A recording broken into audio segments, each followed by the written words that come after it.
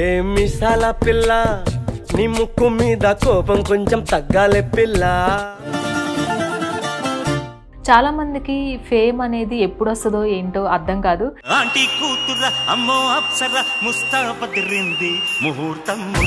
ఢీ show చూసే వాళ్ళందరికీ కూడా ఈయన పరిచయమే. మురళి గారు రాననుకున్నారా రాలేననుకున్నారా?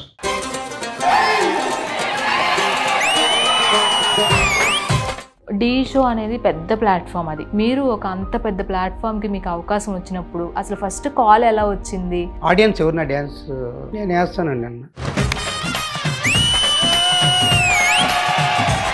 ఏజ్ ఎంత సార్ ఇప్పుడు? 54.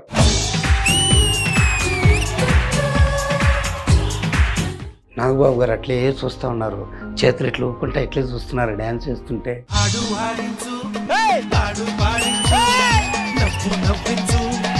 ఈ వయసులో అవసరమారా అన్న వాళ్ళు కూడా ఉండే ఉంటారు కదా, మిమ్మల్ని వెనక్కి లాగే మనుషులు కూడా. అలా ఎవరైనా ఉన్నారా మీ లైఫ్ లో?